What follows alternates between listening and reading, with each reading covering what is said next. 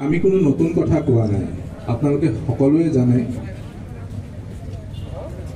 যে দুৰ্ঘটনাটো ৰোধ কৰিবৰ কাৰণে কি কৰিব লাগে বা কেনেকৈ চলিলে আমাৰ দুৰ্ঘটনাটো কম হয়, এইখিনি আপোনালোকে সকলোৱে জানে। তো তথাপিও আমি ভুল কৰি থাকোঁ আৰু সেই ভুলৰ পৰিণতিত আমি কিছুমান বিভিন্ন স্তৰৰ ব্যক্তিৰ মূল্যৱান জীৱন হেৰুৱাবলগীয়া হয়। কিছুমানক আমি চিৰদিনৰ বাবে ঘূণীয়া হিচাপে পাওঁ, পংগু হিচাপে পাওঁ। এইখিনি কিয় হৈ আছে? আৰু আপোনালোকক কওঁ যে তথ্য এইটোৱেই কয় যে পথ দুৰ্ঘটনা বা এক্সিডেণ্টৰ ফলতেই যিমান লোক প্ৰতি বছৰে অসমত মৃত্যুবৰণ কৰি আছে বা জখম হৈ আছে, আৰু কোনো বেমাৰ আজাৰ বা বেলেগ অন্য কোনো কাৰণ নাই যে ইমান মানুহ মৰিছে বা গোটেই জীৱনৰ কাৰণে বা সাময়িকভাৱে পংগু হ'বলগীয়া হৈছে। তো আমি নিয়মটো একেবাৰে সাধাৰণ। আমি দুৰ্ঘটনা বুলি কওঁ, পথ সুৰক্ষাৰ কথা কওঁ, ৰোড ছেফটিৰ কথা কওঁ। দুৰ্ঘটনাটো কি বস্তু? যিটো ঘটনা ঘটিব নলগীয়া ঘটনা এটা ঘটি গ'ল তাকে আমি দুৰ্ঘটনা বুলি কওঁ। কিন্তু পথ দুৰ্ঘটনাৰ বিষয়ে ক'বলৈ গ'লে আমি দেখোঁ যে বহুতো দুৰ্ঘটনা আমাৰ নিজৰে অসাৱধানতা বা নিয়ম নামানাৰ ফলত হয়। অসাৱধানতা বা নিয়ম নজনা বা নিজৰ ওপৰতে অভাৰ কনফিডেন্স। তাৰ কেইটামান মই সৰু সৰু উদাহৰণ দিওঁ। পথ দুৰ্ঘটনাৰ এটা অন্যতম কাৰণ কি হয় যে নিচাযুক্ত দ্ৰব্য সেৱন কৰি যান বাহন চলোৱা। এই কথাটো চলোৱা চালকজনেও জানে, কিন্তু তথাপি ভাবে যে অভাৰ কনফিডেন্সত নাই, একো নহয়, মইতো 2 পেক চলিয়ে যায়, মোৰ 2 পেকে মোক একো কৰিব নোৱাৰে, কমচে কম এটা বটল ফুল হ'ব লাগিব, তেতিয়াহে কামত দিব। তো এই তেনেকুৱাবিলাক আমি কৰি নিজৰ বিপদ নিজে চপাই লওঁ। তাৰপিছত যেতিয়া ক'ৰবাত পাৰ্টি কৰি ওলাই যাব বা ক'ৰবাত আহাৰ গ্ৰহণ কৰি ওলাই যাব, লগতে অকণমান নিচাযুক্ত বস্তু অলপ সেৱন কৰি ল'ব, তাৰপিছত যেতিয়া ৰাস্তা দি যাব তেওঁ নিয়ন্ত্ৰণত গাড়ীখন নাথাকে। ফলত কি হয়, তেওঁৰ যি দুৰ্ঘটনা ঘটা বা এক্সিডেণ্ট হোৱাৰ চব আমি যিটো এক্সিডেণ্ট বুলি কওঁ বা দুৰ্ঘটনা বুলি কওঁ, তাৰ সম্ভাৱনাটো বহুত বাঢ়ি যায়। আৰু যদি সঁচাকৈ এই সম্ভাৱনা বাঢ়ি গৈ তেওঁ এক্সিডেণ্ট হৈ যায়, তাৰ ফলত তেওঁ যদি মৃত্যুবৰণ কৰে বা জীৱনৰ কাৰণে পংগু হয়, তাৰ ফলাফলটো অকল তেওঁৱেই নহয়, তেওঁ সমগ্ৰ গোটেই তেওঁৰ পৰিয়ালটোৱে ভুগিবলগীয়া হয়। তেওঁৰ ল'ৰা ছোৱালীয়ে ভুগিবলগীয়া হয়, তেওঁৰ পত্নীয়ে ভুগিবলগীয়া হয়, ঘৰত থকা মানুহে ভুগিবলগীয়া হয়, আৰ্থিকভাৱে হওক শাৰীৰিকভাৱে হওক। আৰু এটা দুৰ্ঘটনাৰ অন্যতম কাৰণ হৈছে ৰং ডিৰেকশ্যনত গাড়ী চলোৱা। আপোনালোকে সকলোৱে জানে যে ডিভাইডাৰ থাকে ৰাস্তাত, ডাঙৰ ডাঙৰ ৰাস্তাবিলাকত। এটা ৰাস্তা দি গাড়ী যায়, এটা ৰাস্তা দি আহে, দুটা ছেপাৰেট বস্তু। আৰু মাজে মাজে 2-3 কিলোমিটাৰ মূৰে মূৰে কিছুমান ক্ৰছ কৰিবৰ কাৰণে ইউটাৰ্ণ ল'বৰ কাৰণে ব্যৱস্থা থাকে। কিন্তু আমি কি কৰোঁ?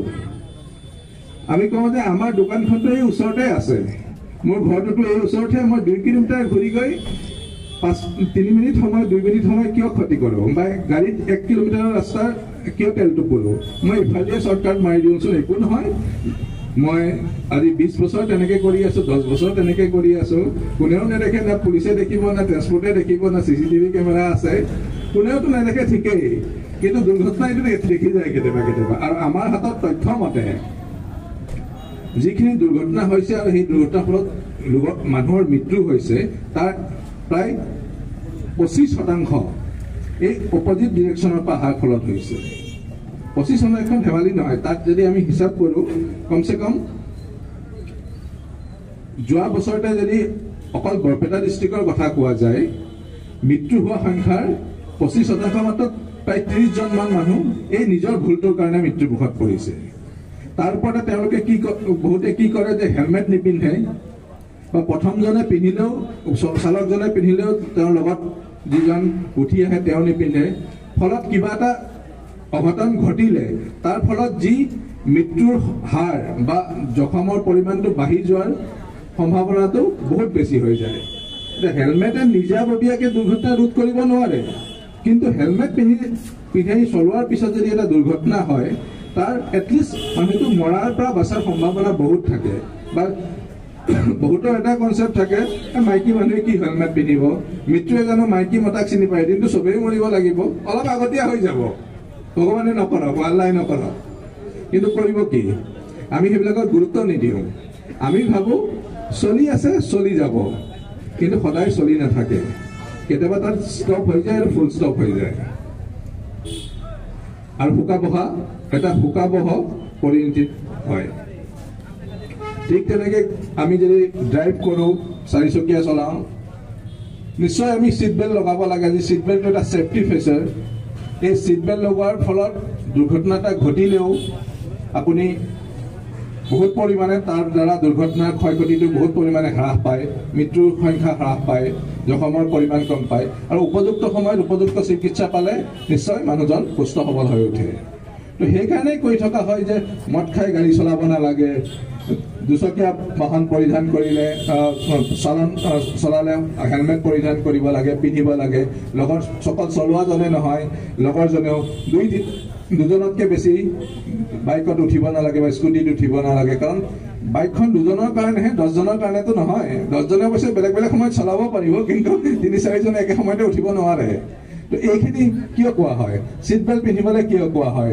নিচাযুক্ত দ্ৰব্য সেৱন কৰি গাড়ী চলাবলৈ কিয় মানা কৰা হয় এইটো কাৰণেই আমি সদায় ৰাস্তাত ট্ৰেন্সপৰ্টে হওক বা পুলিচ ডিপাৰ্টমেণ্টে হওক বা পুলিচেই হওক আমি এই যে মুখত ফু মাৰিব লাগে সেইটো লৈ ফু মৰা বস্তুটো লৈ আমি ঘূৰি ফুৰিবলগীয়া হয় মানুহে বেয়াও পায় বহুতে তো মই অতি দুখেৰে কওঁ যে বেয়া পালেও আমি যি কাম কৰিছোঁ সেইখিনি আপোনাৰ সুৰক্ষাৰ কাৰণেহে কৰিছোঁ যেতিয়া বাইক আমি চেক কৰোঁ গাড়ী চেক কৰোঁ মানুহে কয় যে এতিয়া 15 আগষ্ট আছে না 26 জানুৱাৰী আছে না কি আছে আগতে এটা ট্ৰেণ্ড আছিল নহয় যে 15 আগষ্ট 26 জানুৱাৰীত বহুত চেকিং হ'ব লাগে হয় কিবা হয় একো নাই কোনো সব নৰ্মেল আছে তথাপি কিয় চেকিং হৈ আছে আপোনালোকৰ সুৰক্ষাৰ কাৰণে আপোনালোকক যদি ফাইন কৰি থকা হৈছে ছিট বেল্ট নামাৰাৰ কাৰণে হেলমেট পৰিধান নকৰাৰ কাৰণে এইটো সম্পূৰ্ণ আপোনালোকৰ সুৰক্ষাৰ কাৰণে ইয়াত অন্য উদ্দেশ্য নাই এখন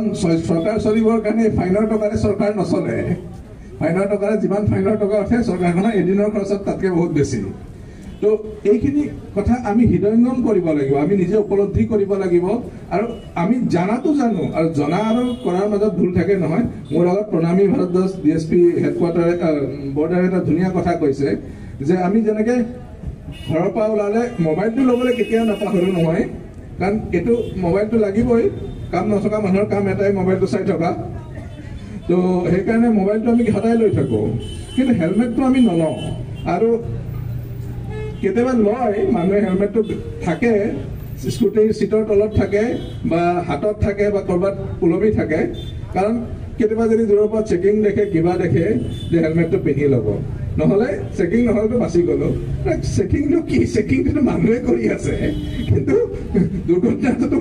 দুৰ্ঘটনা কেতিয়া কি হয় এইটো সময়হে ক'ব আৰু কাল সদায় নিজৰ কাম কৰি যাব কাৰণে